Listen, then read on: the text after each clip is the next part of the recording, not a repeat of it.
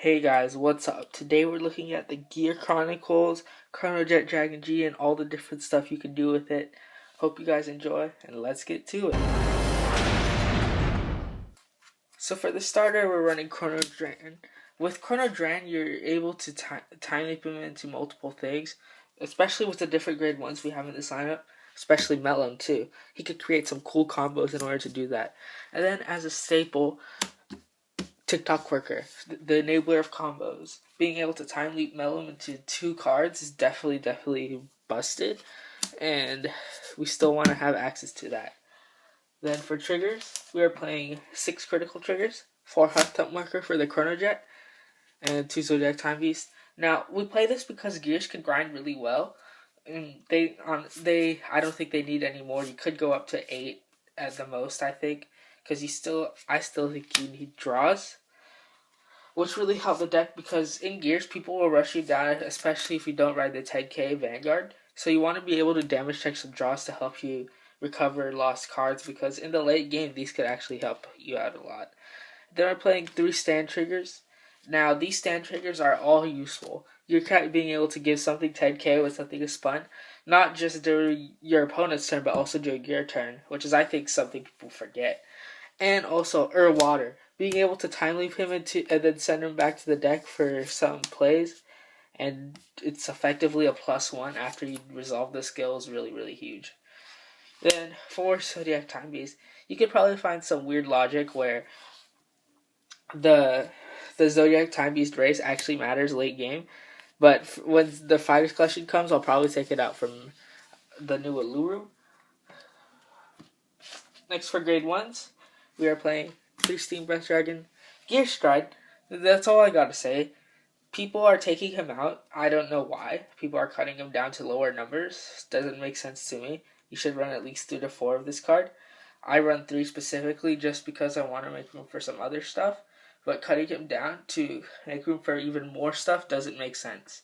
Because he can search out each Chronojet, because he only says search for up to 1 grade 3 card with Chronojet in the name, and you can search out Dragon or G, depending on your situation. For Arlum. Now, Arlum, the deck needs unflipping. 1 Counterblast opens up a lot of plays, especially a History Maker Melon combo, next stage plays, different plays like that. So, if you don't use unflips in this deck, you're kind of in a bad spot. 3 Melon. The deck can recycle a lot, so I don't think 4 is essentially necessary. You could go up to 4 if you want. There are some cards that you can cut for, which I'll explain right now. I do play 1 of each of these cards. 1 Lishma. Lishma, being able to do early game time leap with her, especially at the Calibum, that's total value.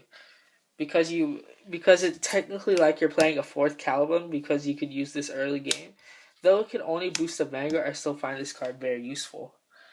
1 Tickaway Dragon, being able to send back lost cards that you may lose in the drop zone, and that you may use from Time Leap, could help you set up for plays next turn, especially if you Soul Blast your TikTok worker early with like Hetero-Hound or something, or Chrono Dran.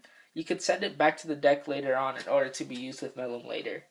And then for my last one, if we are playing 1 Meshkia, being able to rest something and give it plus 4k could turn a History Maker into 13, allowing that 9k base vanilla to actually hit. So that's why we run Meshkia. And also the draw helps you get 1 card deeper into your deck, giving you more options. Because Gears, they tempo opponent out of cards, and then by you generating advantage and dealing them damage, each card in here all works together to get them to that goal of 6. Just drawing doesn't do anything. But with you attacking, and drawing, that definitely does something. For History Maker, you definitely want to see this card on the Shrine turns. Especially on the next stage turn, you can definitely make some plays happen. Being able to timely Melon into himself, if you have it at rest, or any grade 1, into another History Maker to time leap him. It's pretty degenerate. And also with TikTok Worker, you could time leap the Melon after you attack with the History Maker when it's rested, into Delayed Blazer Dragon and like a Heart Thumb Worker, time leaping the History Maker into a grade 3, turning your 4 attacks into like 6 attacks. So yeah, there's definitely a lot of different uses for History Maker. Speaking of Delayed Blazer, we play 2 of it. I just think 2 is nice because you could have like a safety net essentially. Time leaping during the battle phase. Like there are times when this History Maker will be vanilla and you have like a rested grade 1. So you could just time leap that grade 1 into Delayed Blazer and time leap the history so it could actually be useful. Next we're playing 3 10k vanillas just for the right target and ZTB. ZTB has a nice engine in this deck, which I'll go over more when we get to the G zone. And then 3 Calibum. As I mentioned, early tempo could definitely help you later on. You're sacrificing early card advantage in your hand for better spot later on. By sending back your opponent's starter, or anything like of that matter, this definitely puts you ahead by a card. So that's why we run Calibum. I used to not be a fan of him, but when I started to play with him a little bit more, it definitely opens up some later plays. Because your opponent's Vanguard without a booster, or a rearguard without a booster, it could definitely help you guard. And especially because I moved Chronojet to the side, you could use Calibum on like the rearguard behind it. Even though you have to open up 2 2s, like kind of like Benon, it's still worth the space in my opinion. Next we're playing 3 Chronojet Dragon and 4 Chronojet Dragon G. This shouldn't be explained too much because this is pretty self-explanatory. Some people may argue that you could run the one-off Chronofang Tiger G, Emi, Square One, all of this stuff. However, they are wrong because you could probably find some effed up logic where the Chronojet name actually matters, but I'm pretty unlucky with this deck and runs those cards whenever I played them, so I'm going to try to keep with the consistent lineup of Chronojets, so every card is like turned on, because some cards in this deck require Chronojet Vanguard or stuff like that, Chronojet Heart, stuff like that. So that's all for the grade 3s. And next for the G zone, we are playing 1 Metallica Phoenix. Being able to time leap one thing at the cost of a flipping up a G unit to be used as the first stride, definitely nice. But there are some other first stride options that I really like in this deck. 1, Split Pegasus. So when you're getting rushed down, Split Pegasus really helps bring back lost advantage. You can time leap your Dran into a grade 1, and then you could use Dran skill to get a grade 3, and then you could use Split Pegasus skill to send back the grade 3 and turn it into 2 Interceptor grade 2s. So could definitely create some nice plays. I know it needs another one face up for the 1k, but there's like no space. So that's Split Pegasus. And also late game, if you're on Chronojet Dragon G, it gives 1k to it, and if you call Meshia with the 4k, it gives it plus 5k power. So that's pretty much Split Pegasus. But the favorite first stride option that I like is Warp Drive. Now, I used to really hate this card, but when Chronojet Dragon G came out, this definitely opens up a lot of plays. Double Melon is really, really easy to set up with this card, because all you need is your Dran and another grade 0. I'm not afraid to use any other grade 0 to time leap if it's for this guy.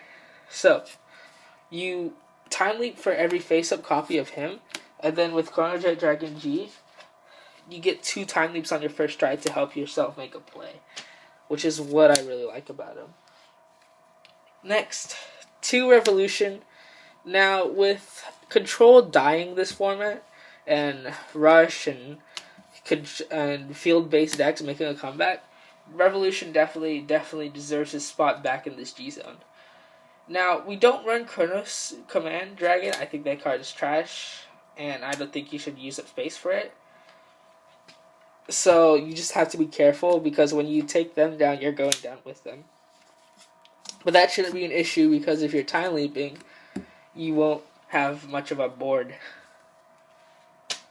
And then for the last G-Zone spot, we were playing 1 Seabreeze.